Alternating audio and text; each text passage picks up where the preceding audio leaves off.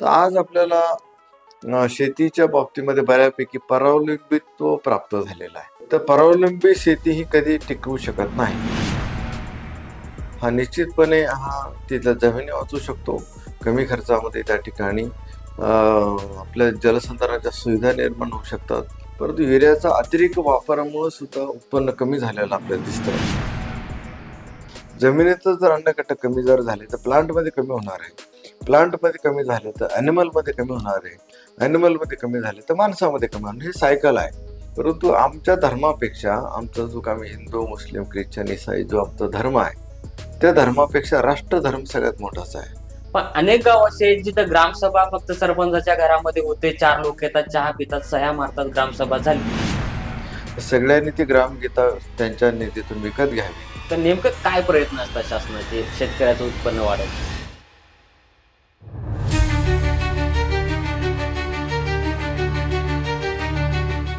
नमस्कार, मी Rameshwar Jamge, युवाराजे news live मध्ये आपलं मनपूर्वक स्वागत करतो.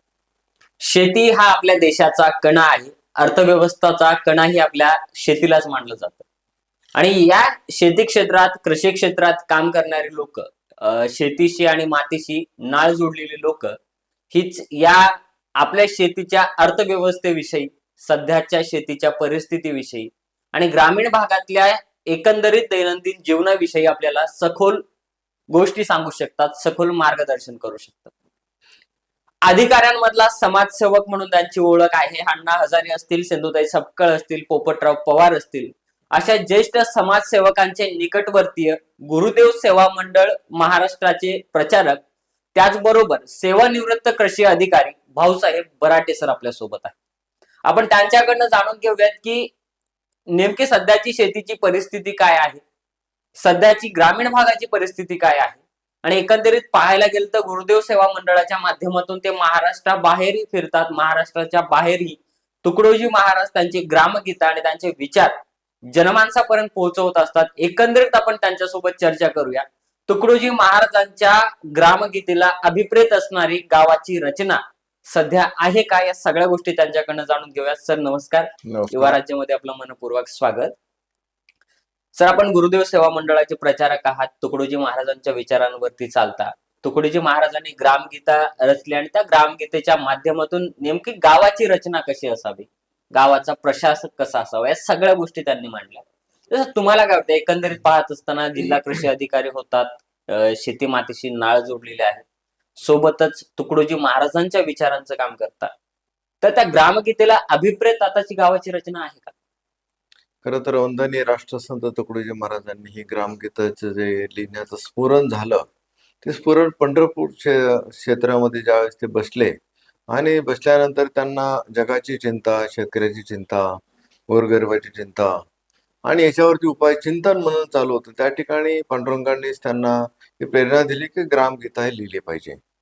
आणि मग त्या प्रवासामध्ये महाराजांनी ग्रामगीता लिहिली आणि एवढा 41 याचा ग्रंथ, 41 त्याला आपण अध्याय म्हणू किंवा चॅप्टर म्हणू, तर तो कोणाला द्यावा, तर अर्पण तो शेतकऱ्याला केलेला आहे, ग्रामनाथाला केलेला आहे.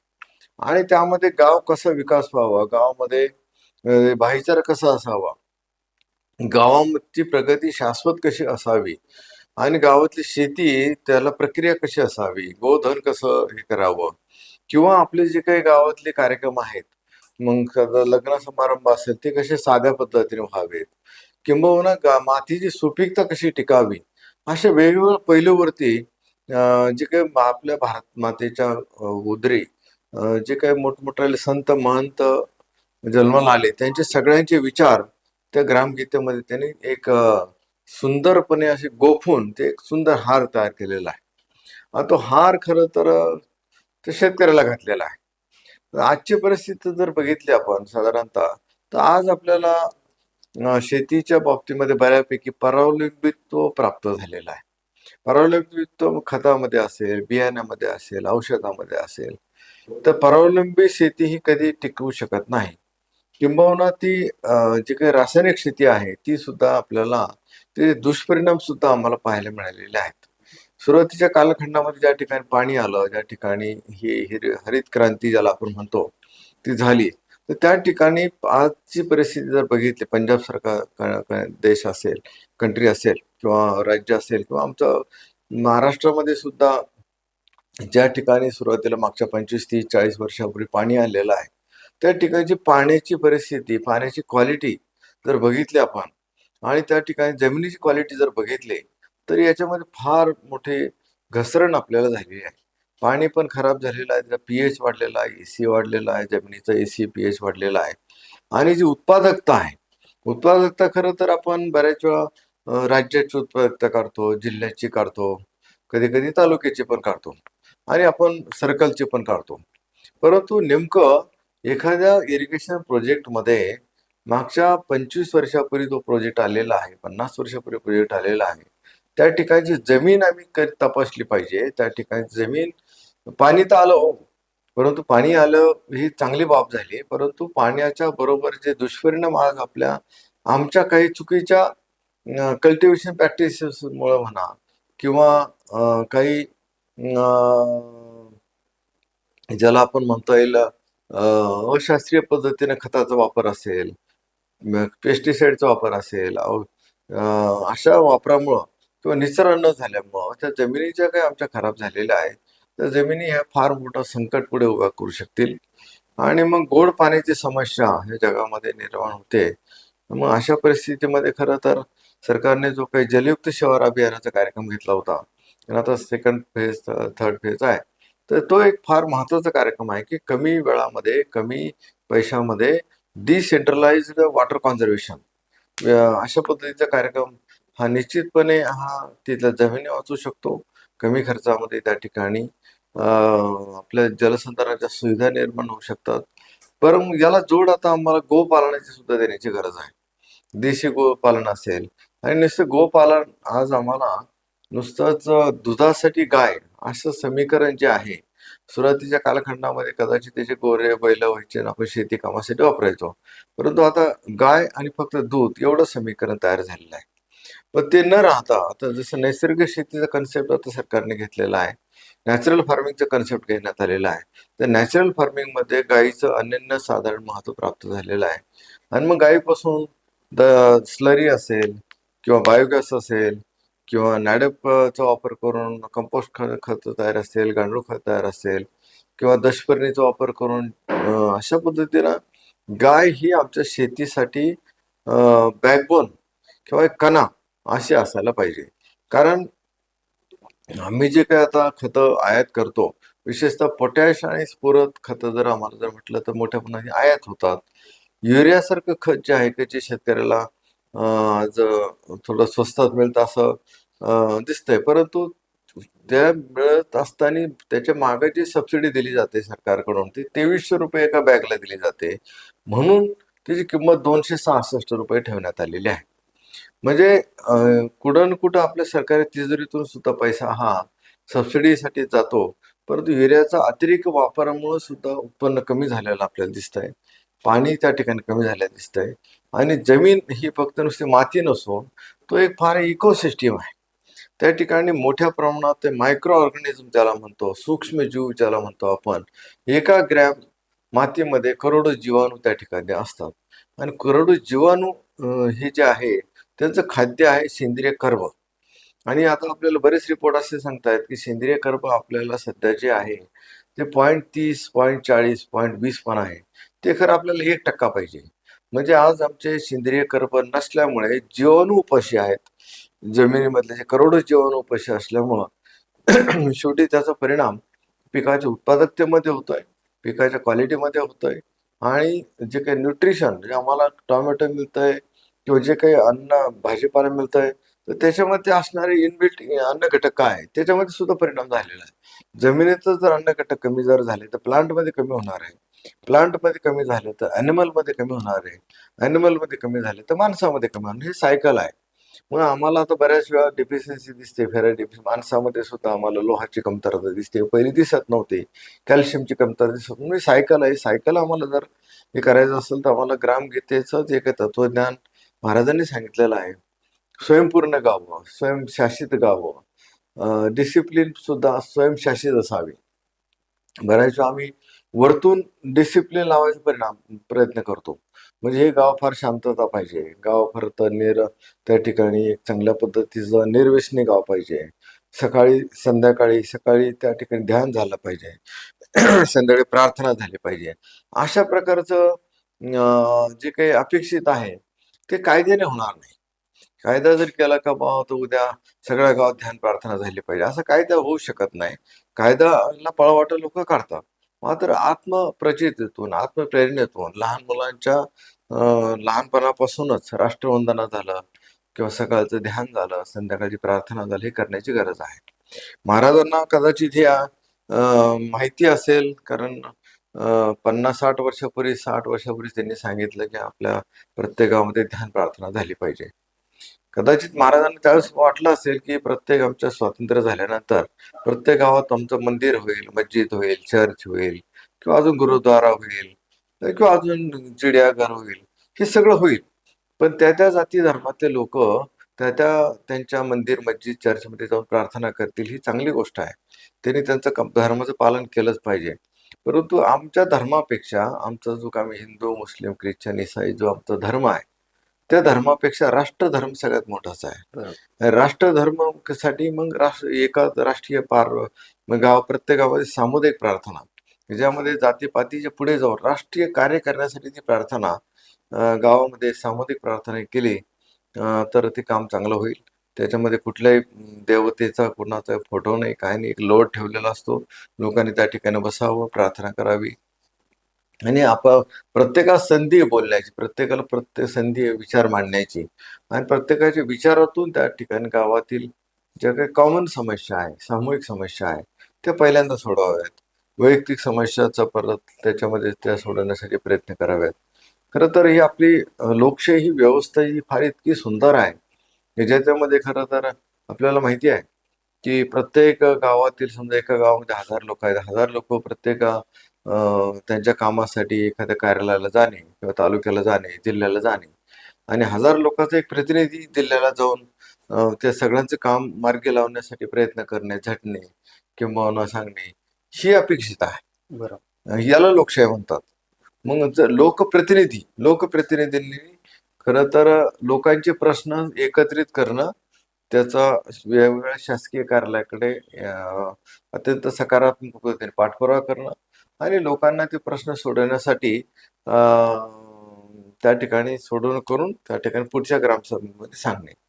बऱ्याच लोकांची तक्रार असते, मग ग्रामसभेला कशाला जायचं, मग तिथं तर काय आमचे प्रश्न सुटत नाही. हे जे काही थोडीशी नैराश्याची काही ठिकाणी भावना जी निर्माण झाली लोकांमध्ये, ती दूर करण्यासाठी जसं पोपटराव पवार साहेबांनी काम केलं, हिरे पाटील साहेबांनी काम केलं, पद्मभूषण अण्णा हजारे साहेबांनी काम केलं, देवाजी तोफा गडचिरोलीमध्ये चांगलं काम करतायत, धानोरा तालुक्यामधलं लेखामेंढा गावामध्ये, हे सगळे गाव आता अजून पण असतील काम करणारे मंडळी, पण माझ्या माहितीत नाही, परंतु करतात, कमी अधिक प्रमाणात काम करणारे लोक आहेत.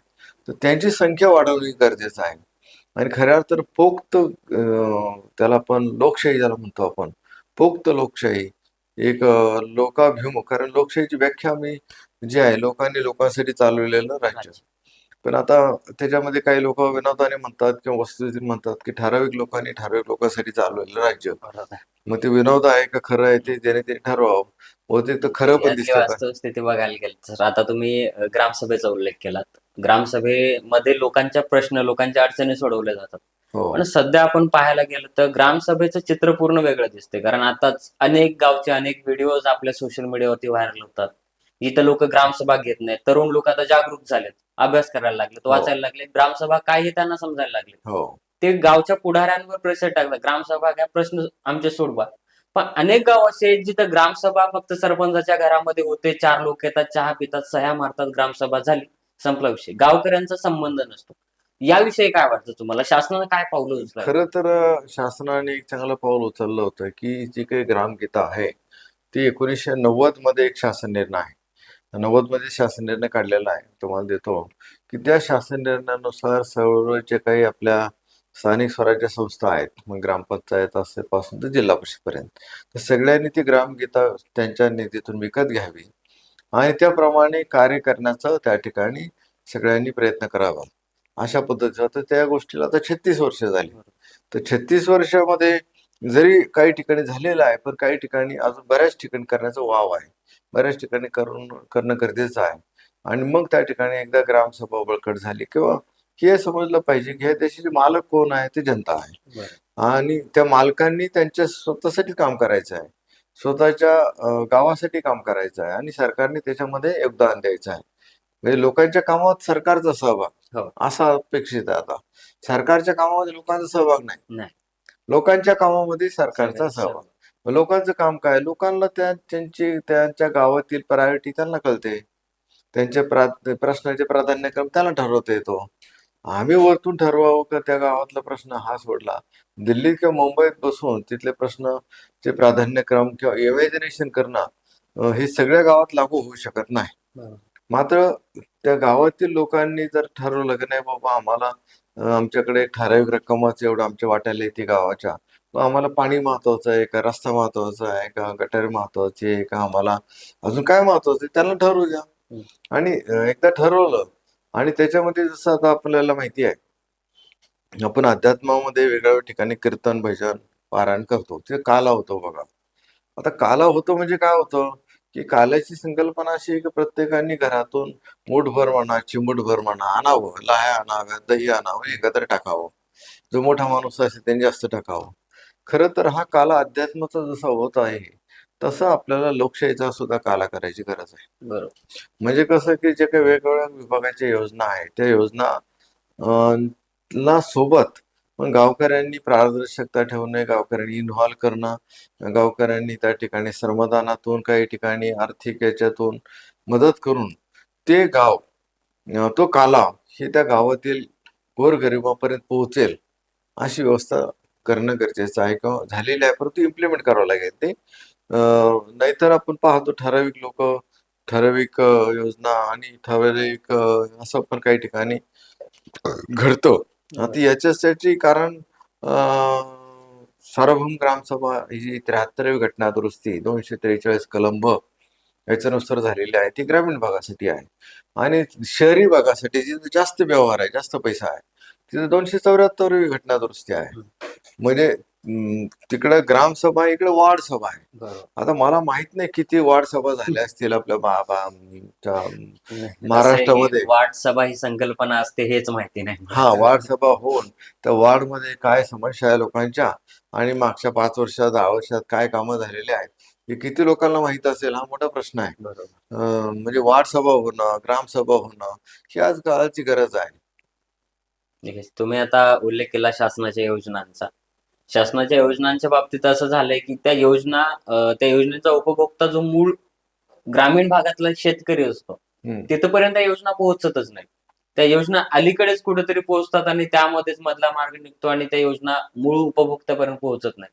यामध्ये नेमकी कमतरता कुठे वाटते? शासनाच्या शेतकऱ्यांपर्यंत पोहोचण्याच्या धोरणामध्ये कमतरता वाटते का? ही जी प्रक्रिया आहे, या प्रक्रियामध्ये कुठेतरी चुकी आहे? खरं तर शासन त्यांच्या पद्धतीनं प्रयत्न करतंय. योजना अशी आलेली आहे, त्याचं मोठे-मोठे आपण बॅनर लावतो, पेपरला येतं, वेगळ्या मीडियामध्ये येतं का अशी योजना आलेली आहे.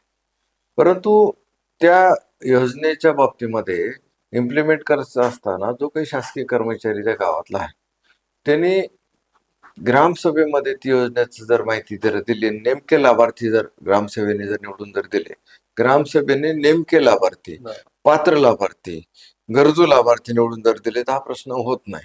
हं. मात्र बऱ्याच वेळा मग ग्रामसभेमध्ये गावात विरोध नको, गावात आपल्याला आता पुढे मग परत इलेक्शन लढायचं आहे, मग आपल्याबद्दल नाराजी नको, अशा पद्धती काही काही लोकांच्या मनामध्ये भीती पण असते. भीतीच म्हणावं लागेल ती. मग आम्ही यांना नाराज करायचं नाही, त्यांना नाराज करायचं नाही, कोणालाच नाराज नाही करायचं, तर मग आम्ही सगळेच नाराज होतोय. हं.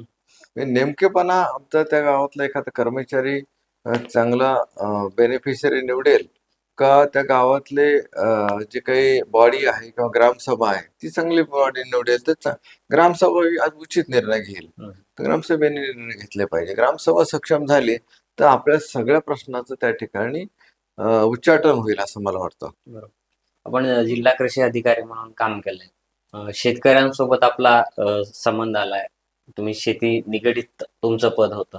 हम्म. तर काय वाटतं शेतकरी सध्या कोणत्या अडचणींना सामोरे जातात? शासन म्हणते आता जे आर्थिक बजेट 2 हम्म. दिवसाखाली किंवा काल जे लागू हम्म. केलं, हम्म. त्यामध्ये असं म्हणले की शेतकऱ्याचं उत्पन्न वाढवण्यासाठी प्रयत्न करू. तर नेमकं काय प्रयत्न असतात शासनाचे शेतकऱ्याचं उत्पन्न वाढवण्यासाठी? शेतकऱ्याचं उत्पन्न वाढवण्यासाठी वेगवेगळ्या योजना आपण राबवतो. जसं यांत्रिकीकरण असेल, ठिबक सिंचन असेल किंवा विस्तार कार्य असेल किंवा हॉर्टिकल्चर असेल, किंवा तुम्ही इन्शुरन्स सारखी पण योजना आहे की ज्याच्यामध्ये आम्ही उत्पन्न स्थैर्य करण्याचा प्रयत्न करतो. अशा वेगवेगळ्या योजना असतात. आता योजना एका साईडने आहे, हे खरं आहे. परंतु जोपर्यंत ते योजनांचं पार्टिसिपेशन लोकांच्या ग्रामसभेतून होत नाही, तोपर्यंत कुठल्याही योजनेला सक्सेस पाहिजे तेवढं मिळणार नाही. योजनेला सक्सेस मिळतं, नाही असं नाही. सगळ्याच योजना फेल्युअर आहे असं मला म्हणायचं नाही. परंतु आम्हाला जसं एखाद्या गावामध्ये एक योजना आली किंवा एक बिल्डिंग बांधवायची, आम्हाला शाळा खोली बांधवायची किंवा ग्रामपंचायतीची बिल्डिंग बांधवायची, ही एक योजना आहे. आणि दुसरी एक योजना आली की बुवा त्या ठिकाणी एक मंदिर बांधवायचं, मस्जिद बांधवायची किंवा चर्च बांधायचं. तर दोन्हीच्या बांधकामामध्ये, दोघींच्या सहभागामध्ये जो फरक दिसतो आपल्याला, हे सरकारी काम वाटतं, शाळेचं बांधकाम किंवा हे. इकडं मंदिर, मस्जिद, चर्च असेल तर लोकांचं काम वाटतं. लोक तिथे येतात, श्रमदान करतात, पैसे देतात, लक्ष ठेवतात. बरोबर. दोन्हीची क्वालिटी जर बघितली तर आपल्याला काही वेगळं फार असे एक्सपर्ट इंजिनियर बोलायचे, त्याचं सर्टिफिकेट घ्यायची काही गरज नाही. आमच्या डोळ्याला दिसतंय की याची क्वालिटी चांगली आहे, याची क्वालिटी कशी आहे. हम्म. आता हा नुसतं शाळेचा आणि याचा विषय नाही, तर हा रोडचा विषय बाजूला होऊ शकतो. हा वेगवेगळ्या सगळ्याच विकास कामाच्या बाबतीमध्ये जोपर्यंत आम्ही लोकांना इन्व्हॉल्व करणार नाही आणि लोकांना जोपर्यंत वाटणार नाही का हा याच्यातला पैसा आमचा आहे, आमच्या गावासाठी आलेला आहे, हे चांगली इम्प्लिमेंट करून घेण्याची जबाबदारी सुद्धा आमची आहे. आम्ही नुसतं तक्रारी करण्याची जबाबदारी नाही, तर आम्ही या आलेल्या पैशाचा चांगला वापर, उपयोग होण्यासाठी आता नांदेड जिल्ह्यातला जर विचार जर केला, मागच्या वर्षी मी असताना इथे आंधेगाव नावाचं एक गाव आहे हिमायतनगरमध्ये, ज्या ठिकाणी मागच्या 42 वर्षापासून त्या ठिकाणी पुराची समस्या होती.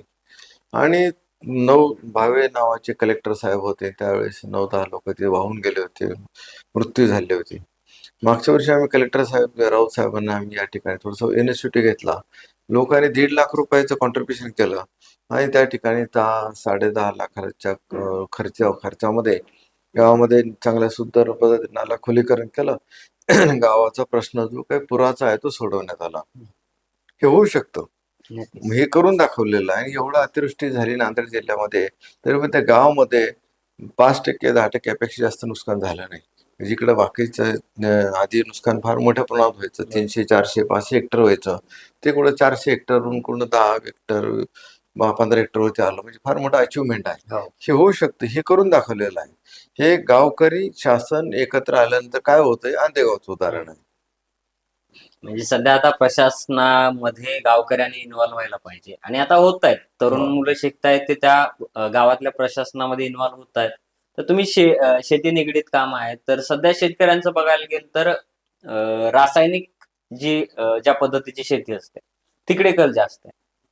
पण शेतकरी असं म्हणतात की सेंद्रिय शेती जी आहे तर त्याला काय म्हणतो जास्त खर्चिक आहे किंवा काय वेगवेगळे कारण असतात त्यांचे. नाही, तर काय सेंद्रिय वाटतं? शेती खर्चिक नाहीये, रासायनिक शेती आहे खर्चिक आहे.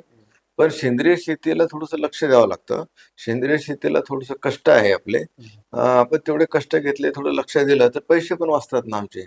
आमचे पैसे वाचवणे म्हणजेच प्रॉफिट आहे आमचं. आणि जमीन सुधारवणे हा प्रॉफिट आहे आमचा.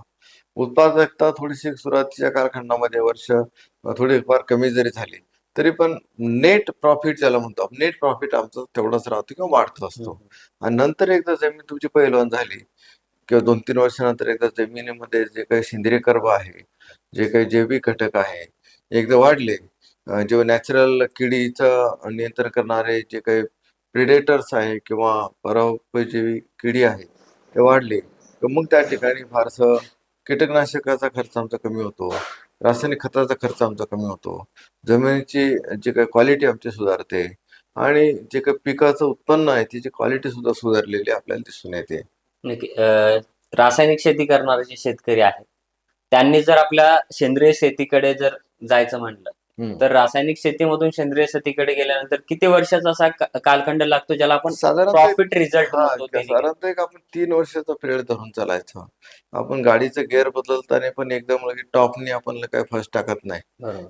तसं सेंद्रिय शेती करत असताना आपली रासायनिक शेतीमध्ये हळूहळू रासायनिकचा कमी कमी करणे, हम्म. त्याचं पेस्टिसाइडचा वापर करत असताना सुद्धा सायंटिफिक पद्धतीने जे गरजेचे आहे तेवढंच पेस्टिसाइड, जे सिक्वेन्स आहे की पहिल्यांदा ब्ल्यू लेबल किंवा हिरवं लेबल, ब्ल्यू लेबल, पिवळं लेबल, रेड लेबल अशा पद्धतीनं म्हणजे कमी तीव्रतेपासून जास्त तीव्रतेचे पेस्टिसाइड वापरणे किंवा त्याचं कॉम्बिनेशन अभ्यास करून करणे किंवा गरज असेल तरच करणे किंवा पेस्टिसाइडचा बदल करणे किंवा एकदमच पेस्टिसाइडचा वापर करण्यापेक्षा एकात्मिक कीड व्यवस्थापन ज्याला आपण म्हणतो, की ज्यामध्ये नैसर्गिक पद्धतीने कीड नियंत्रणाच्या आमच्या ज्या काही पद्धती आहे, बीज प्रक्रियेपासून तर फेरोमोन ट्रॅप सापळे असतील, चिकट सापळे असतील किंवा किडीची पातळी ओळखून आम्हाला त्याचा वापर असेल किंवा त्या ठिकाणी वनस्पतीजन्य कीटकनाशकाचा वापर असेल किंवा जैविक कीटकनाशकाचा वापर असेल, याच्यानंतर शेवटचा स्टेप आहे आमची केमिकल पेस्टिसाइडचा वापर करणे. पण दुर्दैवाने आम्ही केमिकल पेस्टिसाइडचे सुरुवातीला वापरायला नाही पाहिजे ते सुरुवातीला वापरून टाकतो, बरं. तिथून प्रॉब्लेम होतो. हे सगळं अभ्यास करून आम्हाला शिफ्ट व्हावं लागेल. साधारणतः 3 वर्ष लागतात. 3 वर्षामध्ये आम्हाला बऱ्यापैकी आम्हाला केमिकलवरून नैसर्गिक शेतीकडे शिफ्ट करता येतं. सेंद्रिय शेती, नैसर्गिक शेती याच्याकडे शेतकऱ्यांना वळवण्यासाठी सहकार्य करण्यासाठी शासनाच्या नेमक्या कोणकोणत्या योजना आहे सध्या ना, चालू सरकारी भारत सरकार आणि महाराष्ट्र सरकारच्या दोघांच्या पण नैसर्गिक शेतीसाठी योजना आहे. क्लस्टर अप्रोच आहे. एक 50-50 एकरचे क्लस्टर तयार जर झाले, तिथून प्रक्रिया चांगली होईल, मार्केटिंगची व्यवस्था करता येईल. हम्म. अशा प्रकारची चांगल्या योजना FPO मार्फत आहेत, क्लस्टर मार्फत आहेत. आपल्याला ते करता येतं. गांडूळ खत निर्मिती त्याच्यामधला सगळ्यात मोठा भाग येतो. गांडूळ खताच्या माध्यमातून खत निर्माण करून शेतीला एक चांगली सुपीक जमीन निर्माण करते. तर त्याच्यासाठी योजना अशी कोणती आहे का की गांडूळ खत निर्मितीचं मॅन्युफॅक्चरिंग जे होते आणि ती सेलिंग करण्यासाठी म्हणजे व्यावसायिक दृष्टिकोनातून त्याच्यासाठीची आहे का एखादी योजना? आहे त्याच्यामध्ये मानव विकासमधून आपण काही मदत केली होती शेतकऱ्यांना नांदेड जिल्ह्यामध्ये, साधारण 200 शेतकऱ्यांना. त्याच्या व्यतिरिक्त आपल्याकडे नॅचरल शेतीमध्ये पण त्याचं कंपोनंट आहे आणि आपल्याला गांडूळ खत हा वन ऑफ द कंपोनंट आहे. पण मी आधी सांगितलं तसं तुम्हाला ही शेती ही फार अभ्यासपूर्ण शेती केली पाहिजे.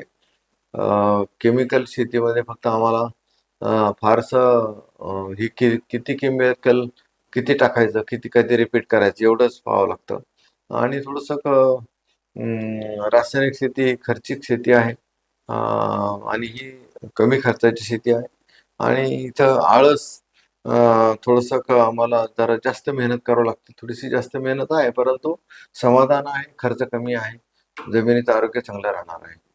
नक्कीच. यासोबत शेती क्षेत्रासोबत तुम्ही गुरुदेव सेवा मंडळामध्ये काम करता. तुकडोजी महाराजांचे विचार जे आहेत ते जनमानसात रुजवता.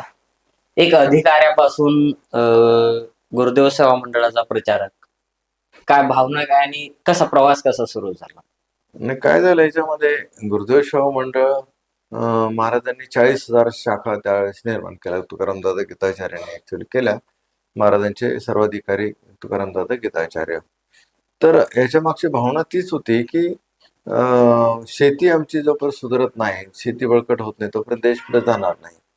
म्हणून महाराजांनी ग्रामगीता लिहिली, दादांनी 40,000 शाखा निर्माण केल्या आणि त्या गावामध्ये ग्रामगीतेच्या तत्वज्ञानाप्रमाणे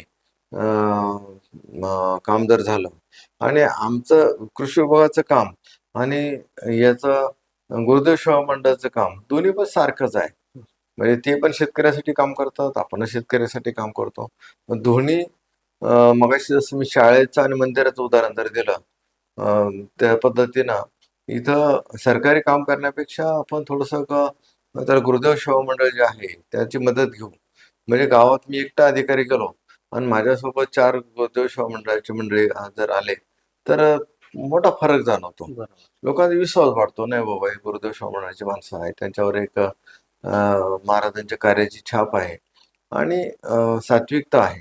आणि म्हणून गुरुदेव सेवा मंडळ जे काय नांदेड मधलं आहे, माऊली जोगदंड असतील किंवा देशनाड भाऊ असतील किंवा बाकी इतर सगळे मान्यवर मंडळी, त्यांच्या सगळ्याच मदतीने आपण ते काम केलं. आणि गावातील मग स्थानिक जे गुरुदेव सेवा मंडळाचे काम करणं, कारण ही कुठलीही पक्षविरहित संघटना आहे, जातविरहित संघटना आहे आणि शेतकऱ्यांच्यासाठी काम करणारी, देशासाठी काम करणारी संघटना आहे. मला असं वाटतं गुरुदेव सेवा मंडळ सोबत काम करणं म्हणजे शेतीचं काम करणं किंवा शेतीचं काम मन लावून करणं म्हणजे गुरुदेव सेवा मंडळाचं काम करणं असं वाटतं. नक्कीच. आपण गुरुदेव सेवा मंडळाचं काम करतात, सोबत कृषी अधिकारी होतात, तर शेतकऱ्यांना आणि तरुणांना काय संदेश द्याल, काय सल्ला द्याल? गुरुदेव सेवा मंडळाचं काम, शासनाचं काम, शेतकऱ्याचं काम हे वेगळं नाहीये. ही तिन्ही पण कामं एकसारखीच आहेत. फक्त आत्मीयतेने, थोडं त्यागाने आणि संघटन पद्धतीने काम करण्याची गरज आहे.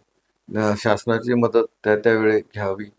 गुरुदेव सेवा मंडळाचा त्याग याच्यातून घ्यावा आणि अधिकाऱ्यांनी त्यांचा सेवा हा वृत्ती कायम मनात ठेवावी. म्हणजे तिघांचा संगम जर झाला, शासन, गुरुदेव सेवा मंडळ आणि शेतकरी, तर आपल्याला चांगली प्रगती, स्थिर प्रगती, एक त्याला आनंददायी प्रगती, एक शाश्वत प्रगती मिळू शकेल असं मला वाटतं. नक्कीच सर. तुम्ही आलात, वेळ दिलात आणि सखोल वेगवेगळ्या विषयावरती आपण चर्चा केली. याबद्दल आपले मनपूर्वक आभार. जय आपल्या जय सोबत गुरु. होते जिल्हा कृषी अधिकारी भाऊसाहेब बराटे सर. यांच्या सोबत आपण चर्चा केली शेती, शासन आणि गाव, ग्रामगीता या सगळ्या गोष्टीवरती आपण चर्चा केली. याविषयी तुम्हाला काय वाटतं? तुमचे प्रश्न असतील काही तर आम्हाला कमेंटमध्ये सांगा. आणि अशाच नवनवीन मुलाखत पाहायच्या असतील तर पाहत राहा युवा राज्य न्यूज लाईव्ह. बातमी जी प्रभाव पाडेल. धन्यवाद.